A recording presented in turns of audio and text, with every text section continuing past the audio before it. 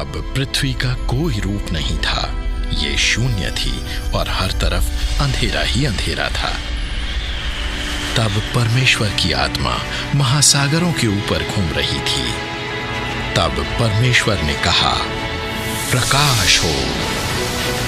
तो प्रकाश हो गया।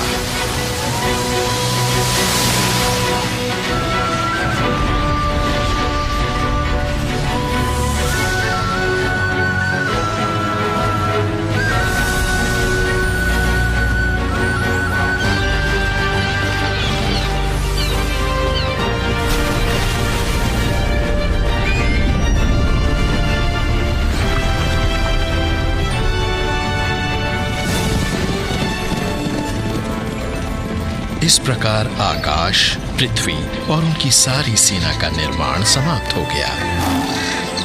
इसके बाद प्रभु परमेश्वर ने मनुष्य को पृथ्वी की मिट्टी से रचा और उसके नथुनों में जीवन का श्वास फूंका।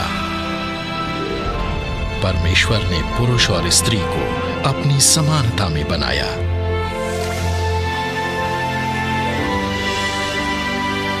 तब परमेश्वर ने देखा कि उन्होंने जो कुछ बनाया था वो बहुत ही अच्छा है।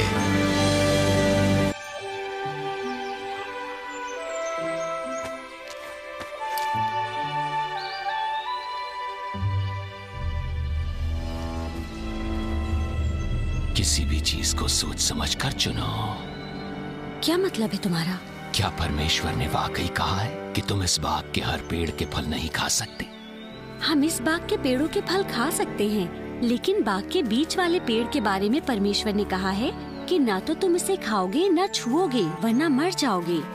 तुम बिल्कुल नहीं मरोगे, क्योंकि परमेश्वर ये जानता है कि जैसे ही तुमने इसे खाया तुम्हारी आंखें खुल जाएंगी और तुम परमेश्वर जैसे हो जाओगे, अच्छाई और बुराई को समझने लगोगे।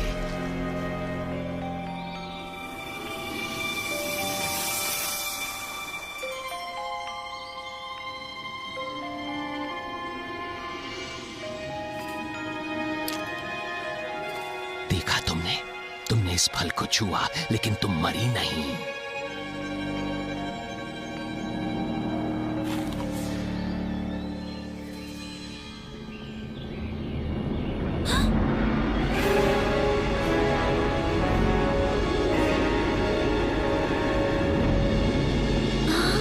हवा, क्या बात है?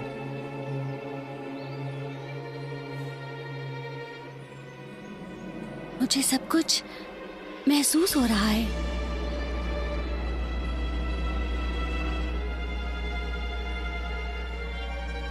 परमेश्वर ने मना किया था। मैं जानती हूँ आदम, मैं जानती हूँ।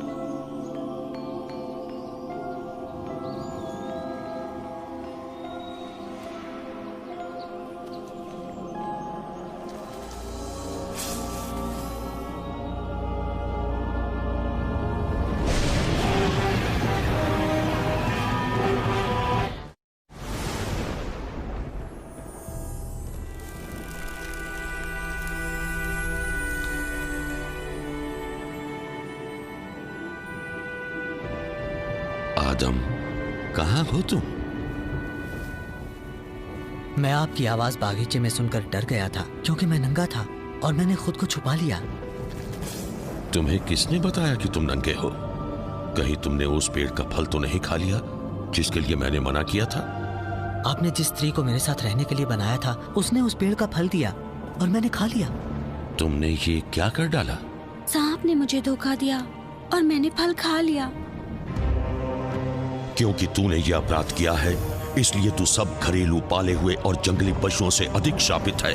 तू अपने पेट के बल रेंगता हुआ जाएगा और अपनी सारी जिंदगी धूल चाटता रहेगा।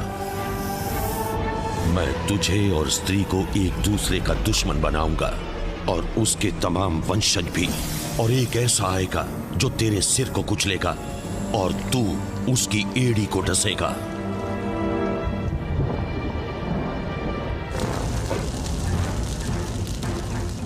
मैं तेरे दुखों को बहुत ज्यादा बढ़ा दूंगा और तू पीड़ित होकर बच्चों को जन्म देगी।